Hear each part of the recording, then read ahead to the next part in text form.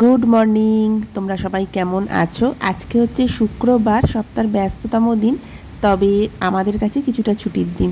শাশ্বত আজকে আসলে অফিস যায়নি। দুদিন ধরে একটু ঠান্ডা লেগেছে। এই সময় সবার যেরকম হচ্ছে ওই একটু সর্দি জ্বর ভাব। তবে কালকে রাত্রির থেকে না শরীরটা একটু বেশিই খারাপ, তাই আজকে আর অফিস যায়নি। তবে সকালে আর্যবাবুকে স্কুলে দিতে এসে আমরা এই সামনের দোকানটায় চলে এসেছি। এখানে না খুব ভালো ছোলা বাটুরে বানায়। শাশ্বত বলল সর্দির মুখে একটু ঝাল ঝাল কিছু খেতে ইচ্ছে করছে। স্কুলের একদম কাছেই, ওখান থেকেই খাবারটা নিয়ে এলাম। ব্রেকফাস্ট করতে হলো না, সকালবেলায় এসে এই খাবারটা নিয়ে এখন টিভি খুলে বসেছি। চাটা খেয়ে রান্নাঘরে চলে এসেছি। জলখাবার তো তৈরি করতে হলো না, দেখতেই কিনে আনিয়েছিলাম। আর একটু ভালো করে চা করলাম আদা এলাচ টেলাচ দিয়ে। তো এবার রান্নাঘরে এসেছি, এখন দুপুরের খাবারটা করতে হবে। তো শাশ্বতর শরীরটা গড়বড় আর পেটটাও খুব একটা ঠিক নেই বলে আমি ভাবছি এখন একটা ঝোল করবো। মাছের ঝোল তো সবারই হয়ে যাবে। তো পটল পেঁপে গাজর সব নিয়ে এসেছি, এগুলো কাটাকাটি করি। মাছ ফ্রিজ থেকে বার করে বরফে ভিজিয়ে দিয়েছি, কাটাকাটি করে রান্নাটা বসাবো। সাথে আর কি করব দেখছি, তারপরে আর্যকে আনতে যাবো।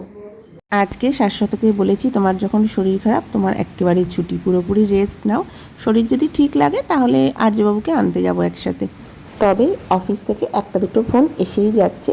ও ওদিকে কাজ করুক অথবা রেস্ট নিক, আর আমি রান্নাঘরে এসে গেছি। প্রথমে ভাবছি রান্নাঘরটা না একটু গুছিয়ে নেব, তারপরে সবজিগুলো কেটে জোগাড় করে নেব, তারপরে রান্নাটা করব। পটল আলু গাজর সব কেটে নিয়েছি। শাশ্বতর এই পাতলা মাছের ঝোলটা একদমই পছন্দের নয়, তবে আর্যবাবু কিন্তু ভীষণ ভালোবাসে। তবে আজকে শাশ্বতকে বলেছি তোমাকে ওই ঝোলই খাওয়াবো। সকালবেলায় ব্রেকফাস্টে খেয়েছো বাইরের, এখন একটু পেটটাকে ঠান্ডা করার জন্য মাছের ঝোল ভাতই খেতে হবে। সাথে একটু কুমড়ো আলু ভাতেও দিয়েছি। 11টা 20 বেজে গেল। রান্না বান্না যেটুকু হলো গ্যাস বন্ধ করে এবার আবার আর্যকে আনতে যাই। তবে আজকে শাশ্বত আছে ছুটি নেই, ওর সাথেই চলে যাবো ছুটি করে।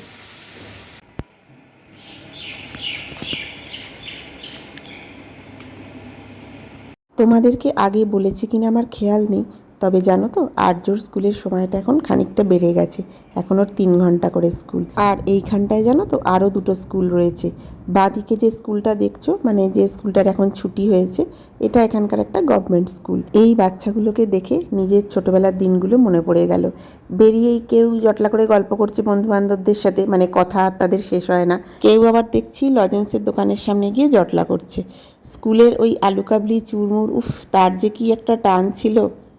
আর্য রোজ বেরিয়েই ফার্স্ট কথা হয় বাবা কোথায় গেল, মানে ওকে ছেড়ে দিয়ে যায়, আর তারপরে আমি বলি অফিস চলে গেছে।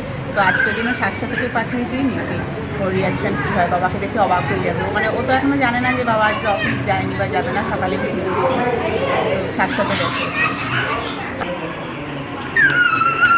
কেমন হয়েছে স্কুল মা? বাবাটা আমার বুলবুলিটা এই বাবা নিতে এসছে আজকে।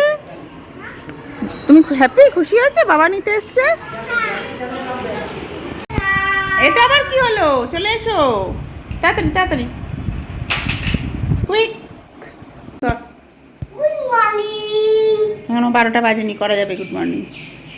বলো good morning. Good morning. School কেমন হলো? ভালো হলো। আর টিফিনে কি ছিল আজকে তোমার? কি দিয়েছিলাম টিফিনে? Ice cream cake. তা পুরোটা ফিনিশ করনি কেন? ফিনিশ করনি তো, অল্প খেয়েছে। ঠিক আছে চলো, এখন একটু ব্যানানা খাবে। রাজ্যকে খাইয়ে এবার আমরা খেতে বসেছি।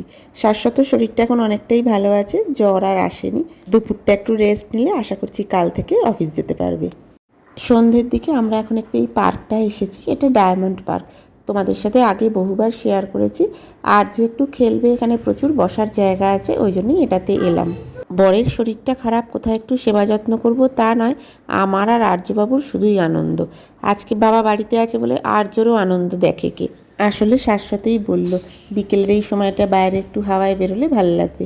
সেই জন্যই এসেছি, আধ ঘন্টা মতো বসবো, বাড়ি ঢুকে যাব। অনেকখানি জায়গা পায়, আর্য বেশ মনের সুখে দৌড়োদৌড়ি করে। আর এই ফোয়ারাটা লাইটগুলো চেঞ্জ হয়, ওর সেটা বেশ ভালো লাগে। ওই ডায়মন্ডার নিচে গিয়েও বসি, অনেকে ওখানে এসে না ছবি তোলে। ওটারও লাইটের কালারগুলো চেঞ্জ হতে থাকে, ওইটা আর্যর বেশ ভালো লাগে। ও ওই প্রত্যেকটা কালার বলতে বলতে থাকবে। বাবা কি করছে? টাইপ করছে। বাবা ছবি তুলতে গেছে এই যে গাছে। যা তুই।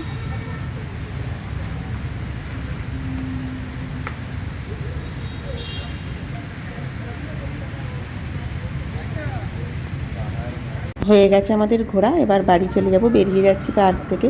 তবে আজকে আর কোনো দোকানে যাব না, সোজা বাড়ি চলে যাবোই ভেবেছি। তবে আমাদের দুজনেরই না একটু সিঙ্গাড়া খেতে ইচ্ছে হচ্ছে। এখানে জানো তো মোটামুটি 10-12 পা এগোলেই একটা করে তুমি সিঙ্গাড়ার দোকান পাবে। তবে আজকে আমাদের না একটু ওই কলকাতা বা বাংলার স্টাইলের যে সিঙ্গাড়া হয় ওটা খেতে ইচ্ছে হচ্ছে। ওইটা পাওয়া এখানে কিন্তু চট করে একটু মুশকিল। আমাদের বাড়ির কাছে একটা দোকান আছে, তবে অনেকক্ষণ দাঁড়ালে তবে পাওয়া যায়। সন্ধেবেলার টাইমে প্রচণ্ড ভিড় হয়, 20 মিনিট দাঁড়ানো কোনো ব্যাপারই নয় ওখানে। আমরা অবশ্য মাঝে একবার দাঁড়িয়েছি, শাশ্বত বললো একটু পেট্রোল পাম্পে যাব। তারপরে সেই সিঙ্গাড়ার দোকানে চলে এসেছি। যথারীতি প্রচুর ভিড়, তেলে সবে সিঙ্গাড়া ছেড়েছে, অলরেডি প্রচুর লোক অপেক্ষা করছে। চাতক পাখির মতো ওই কড়াটার দিকে সবাই চেয়ে বসে আছে। মিনিট 20 অপেক্ষা করার পরে অবশেষে আমরা সিঙ্গাড়া হাতে পেলাম। বাড়ি এসে একটু সস দিয়ে প্লেটে নিয়েছি। এরা বাঙালি স্টাইলে রসগোল্লাটাও দারুণ বানায় জানো তো। তবে আজকে এই ভিডিওটা এই পর্যন্তই রইল। খুব শিগগিরই তোমাদের সাথে দেখা হবে। খুব ভালো থেকো প্রত্যেকে।